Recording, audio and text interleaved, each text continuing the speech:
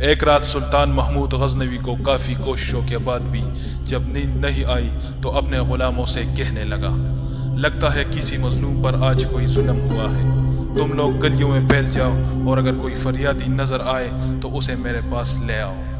تھوڑی دیر بعد وہ سب واپس آ کر کہنے لگے، سلطان ہمیں کوئی بھی فریادی نہیں ملا، آپ آرام سے سو جائیں۔ سلطان کو جب پھر بھی نیند نہیں آئی تو وہ کپڑے بدل کر خود محل سے باہر نکلا۔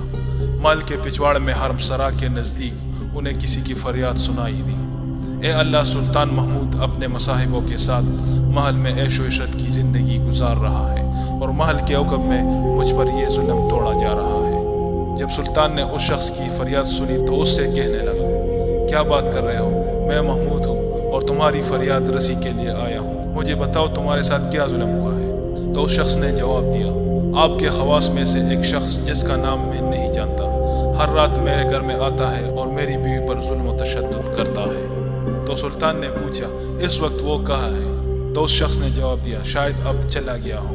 سلطان نے کہا، دوبارہ جب وہ آئے تو فوراً آ کر مجھے اطلاع کر دو۔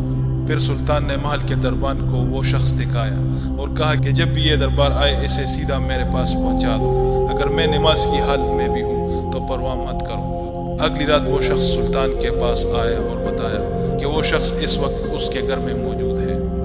سلطان اسی وقت تلوار ہاتھ میں لیے اس شخص کے ساتھ چل پڑا۔ جب اس کے گھر کے قریب پہنچا تو اس سے کہا کہ گھر کے سارے چراغ بجھا دو۔ پھر اندھیرے میں ہی اس کے گھر میں گھس کر اس شخص کا سر تن سے جدا کر دیا۔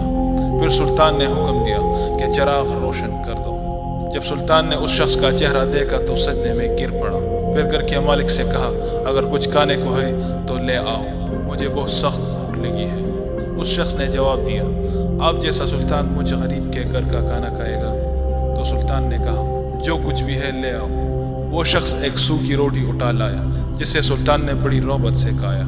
وہ شخص سلطان سے پوچھنے لگا کہ چراغ کو بجھانا، سجدہ کرنے اور روٹی طلب کرنے کے پیچھے آخر کیا ماجرا ہے؟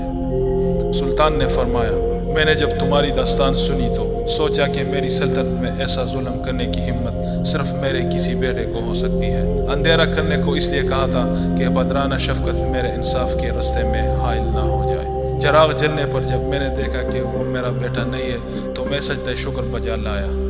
کھانا اس لیے مانگا کہ جب سے مجھے تمہاری مصیبت کا علم ہوا ہے میں نے اللہ کے سامنے قسم کھائی تھی کہ جب تک تمہیں انصاف نہیں مل جاتا میرے اوپر روٹی حرام ہے۔